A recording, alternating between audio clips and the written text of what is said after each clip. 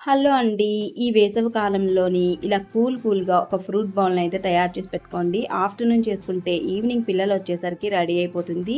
చాలా హెల్తీ, తప్పకుండా ట్రై చేయండి. అందుకోసం ఇక్కడ నేను కస్టర్డ్ పౌడర్ అయితే తీసుకున్నానండి.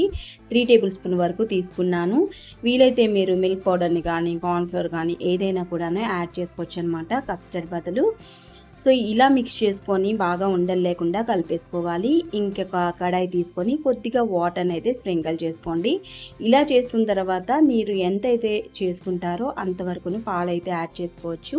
ఇక్కడ నేను అరకిలోకి ఎక్కువగానే చేసుకున్నానండి. ఒక 600 అంటే ఒక లీటర్‌కి తక్కువ అనమాట.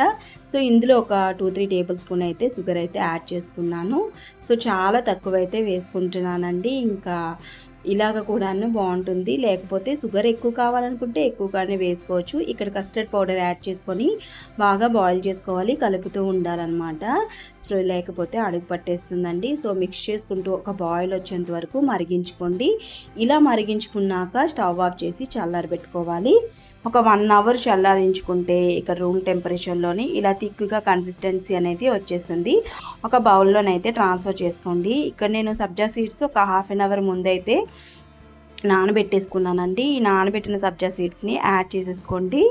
సో, ఇలా యాడ్ చేసేసుకొని బాగా మిక్స్ చేసుకోవాలి. మీరు వీటి బదులు ఇంకా ఇందులోనే మీరు చియా సీడ్స్‌ని కూడాను యాడ్ చేసుకోవచ్చు. అలాగే మీరు ఇంకేవైనా కూడాను యాడ్ చేసుకోవచ్చు.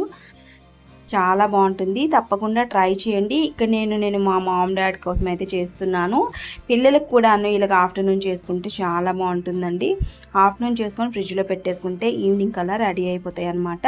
సో, ఇక్కడ నచ్చిన ఫ్రూట్స్‌ని అయితే యాడ్ చేసుకోవాలి. ఇక్కడ నేను మ్యాంగో తీసుకున్నాను. అలాగే ద్రాక్ష తీసుకున్నాను. అలాగే యాపిల్ కూడాను యాడ్ చేసుకుంటున్నానండి. సో, మీరు ఇంకాను బనానా కూడాను యాడ్ చేసుకోవచ్చనమాట. సో, మీరు ఏవుంటే అవి మీరు యాడ్ చేసుకోవచ్చు. చాలా బావుంటాయి. సో, స్వీట్ ఉన్నవి అయితే వేసుకుంటే ఇంకా చాలా బావుంటాయన్నమాట. సో, తక్కువ షుగర్ అయితే నేను వేసుకున్నాను. ఇంకా పిల్లలకి చేసినప్పుడు ఇంకొద్దిగా ఎక్కువైతే వేసుకోవచ్చు.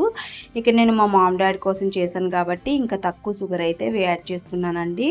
సో, లాస్ట్‌లోని ఇక్కడ డ్రై ఫ్రూట్స్‌ని అయితే యాడ్ చేస్తున్నాను. పైన గార్నిష్ అయితే చేసుకుంటున్నాను. వీటిని 1 ఆర్ 2 అవర్స్ ఫ్రిడ్జ్‌లో పెట్టుకుంటే గనక ఈవినింగ్ కల్లా చాలా బావుంటాయి. చక్కగా బౌల్స్‌లో వేసుకొని సర్వ్ చేసుకోవచ్చు. చాలా బావుంటుంది.